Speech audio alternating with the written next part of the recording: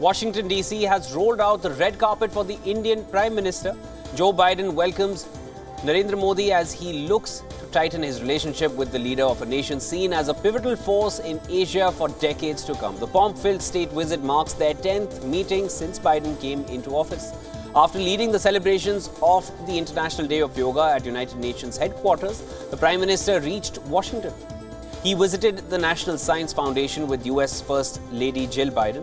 At the event, the Indian Prime Minister invited American students to come to India.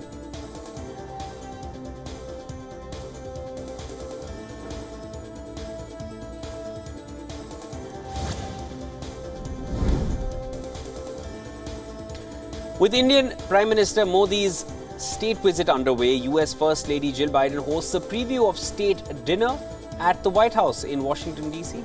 At the White House, the Prime Minister will be attending the state dinner as two of the world's largest democracies come together to further their defense cooperation and bilateral ties. Preparations are underway for the highly anticipated state dinner, which will be hosted by the Bidens. The White House has ensured to serve a completely vegetarian three-course meal for the Indian Prime Minister. According to reports, the menu for the state dinner is touted to be the perfect fusion of Indian and Western cuisine.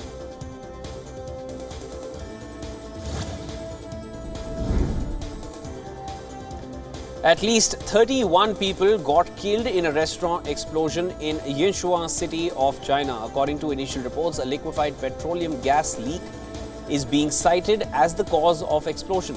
According to reports, a barbecue restaurant burst into flames during its peak hours.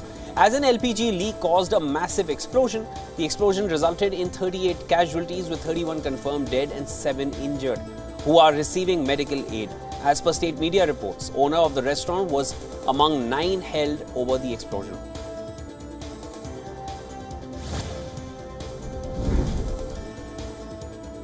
At least 5 people died and 14 others were injured in a multiple vehicle collision in Mexico. The medical condition of the injured ranged from regular to serious. As per reports, State Civil Protection General Director, images shared by the Civil Protection showed fire and heavy plumes of smoke coming out of several of the vehicles at the western state of Jalisco. The accident involved 6 vans, 4 cars, 4 tractor trailers, a truck and a stockman.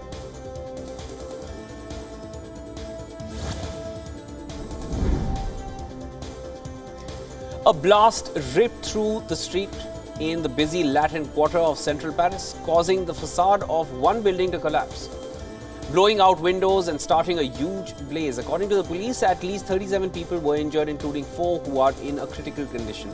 Rescue workers are currently searching under the rubble for 2 missing people. Close to 70 fire trucks and 270 firefighters battled the blaze. 9 doctors were also reported to be present at the scene. Meanwhile, the Paris prosecutor's office has said it was too early to say what caused the blast, but the local deputy mayor, Edouard Civil, has referred to a gas explosion.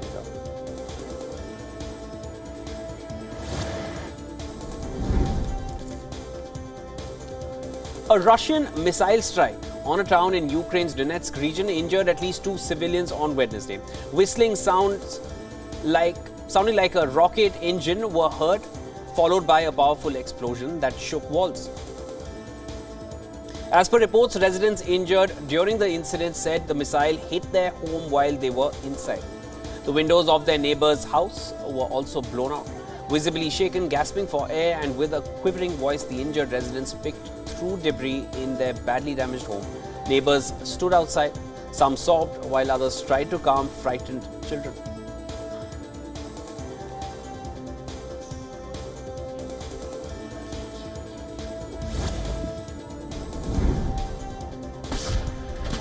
The Ukrainian counter-offensive is making progress in Donetsk, where Kiev says its troops have reclaimed 8 villages. Reports say this is the first substantive gain Ukraine has made in the last 7 months of the invasion by Russia. Ukraine's troops are firing rockets and shells on the front line in Donetsk. Ukraine's armed forces troops say they have lots of targets in their sights. They also say Russian troops are very active on the front lines as well. Kiev claims its troops are also storming enemy positions and active fighting near Bakhmut.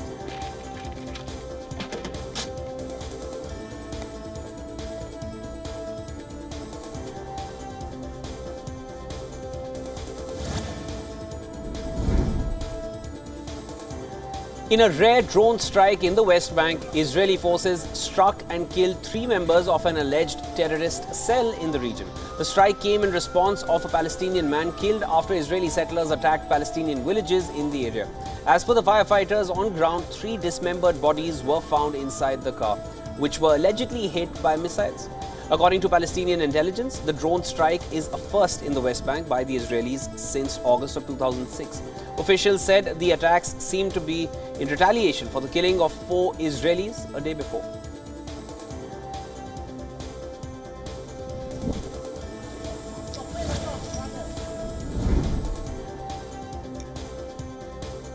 Search for the missing submersible in the North Atlantic reaches a critical phase, with estimates suggesting air supply could run out in a matter of hours.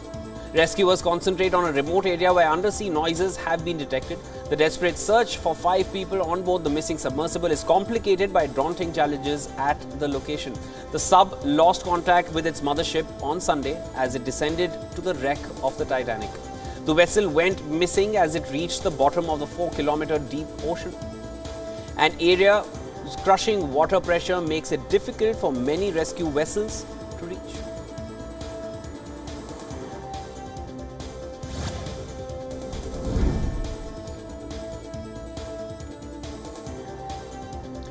Russian President Vladimir Putin announced that Russia's new generation of Sarmat intercontinental missiles would soon be deployed. Putin made the announcement while addressing new graduates of military academics.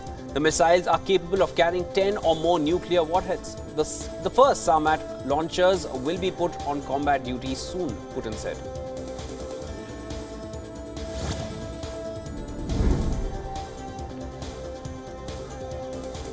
Several hundred migrants set up tents in front of the Council of State near the Louvre Museum. The protest is organized by NGO named Utopia 56. The protest was to denounce the living conditions of nearly 700 isolated young people who have been surviving in an abandoned school. According to reports, police evacuated the refugees few hours after the installation began and arrested 32 people.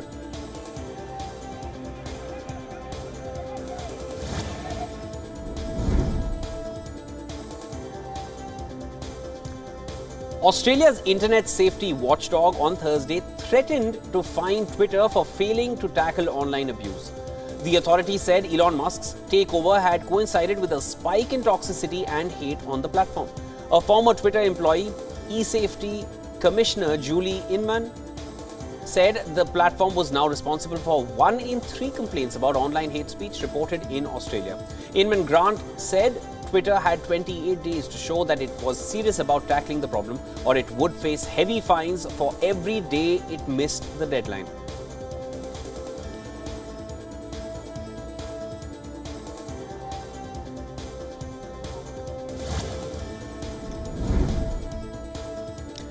A Massachusetts Air National Guardsman accused of leaking highly classified documents pleaded not guilty in federal court. Jack Teixeira entered the pleas during a hearing in Worcester's federal court days after he was indicted by a grand jury on 6 counts of willful retention and transmission of national defense information. Each count is punishable by up to 10 years in prison. Prosecutors say Teixeira leaked classified documents to a group of gamers on the messaging app Discord. The leak is considered to be the most serious US national security breach since more than 700,000 documents, videos and diplomatic cables appeared on the WikiLeaks website in 2010.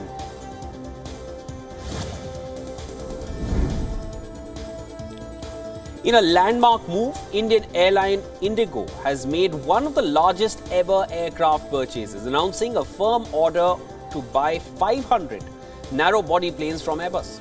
Following the announcement, shares of Interglobe Aviation, the parent company of Indigo, soared to a 52-week high, demonstrating investor optimism. This substantial deal follows closely on the heels of Air India's order for 470 aircraft from Airbus and Boeing. The financial details of the Indigo order have not been disclosed, but it represents the largest ever aircraft order placed by any airline with Airbus.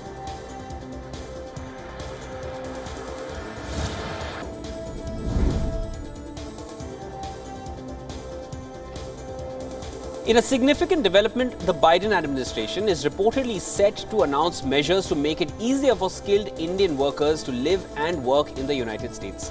The move comes amid Indian Prime Minister Narendra Modi's state visit to the US and underscores the Biden administration's efforts to strengthen ties with India and enhance competitiveness against China. As part of a pilot program, a small number of Indians and other foreign workers on H-1B visas may be able to renew their visas within the US without the need to travel abroad. The program would also include workers with L-1 visas and help alleviate the backlog of visa applications in US embassies in India.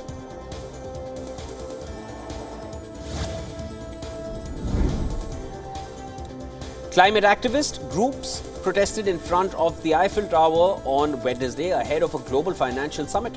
The demonstrations called for a ban on financing of fossil projects and demanding that the companies which pollute are given fines.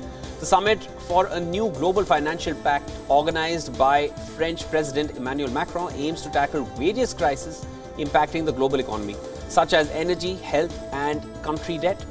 Speaking at the protest, a climate activist claimed leaders did not walk their talk on climate pledges.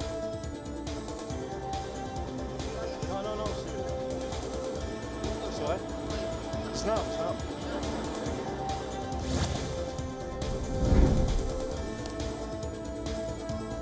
Vast areas in the Peruvian Amazon rainforests are facing major deforestation. The survival of the Amazon rainforest is crucial for biodiversity and climate change, according to scores of academic studies. Local conservationists blame agricultural businesses, mining and logging for the vast majority of the damage. Now, to tackle this, a conservation group called Jungle Keepers has teamed up with a Swedish robotics company to pilot a study to reforest a forest close to the borders of Brazil and Bolivia. In the center of the forest is a solar-powered nursery where the Yumi robot plants the seeds of trees that are fast disappearing in the world. The robot is capable of planting 600 seeds within hours.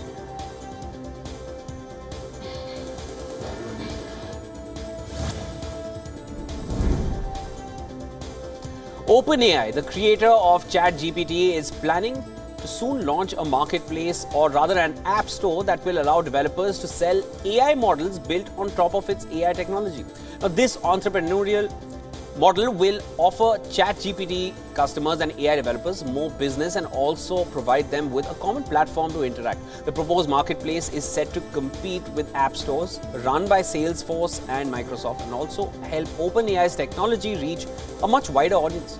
Reportedly, OpenAI's customers are Acquaint and Khan Academy, who are already interested in offering their ChatGPT-powered AI models on the proposed platform.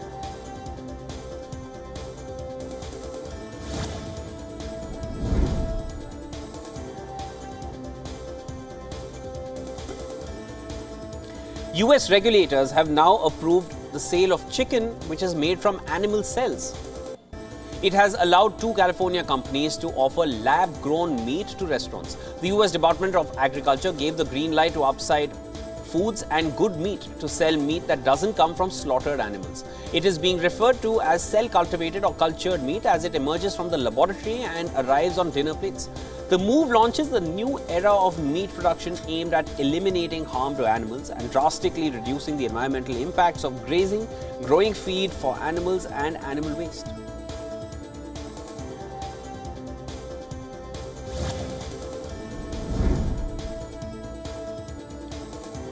A giant panda cub has been born in southwest China's Sichuan province. This is the first birth this year among captive pandas at the center. Giant panda Xinshin gave birth to the cub on 29th of May at the giant panda base in Wolong National Nature Reserve. A preliminary check indicated that the cub is female.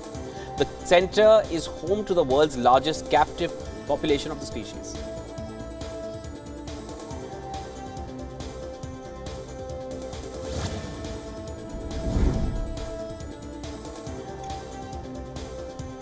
The government of Jordan has introduced a new mobile clinic as part of an effort to encourage citizens to quit smoking.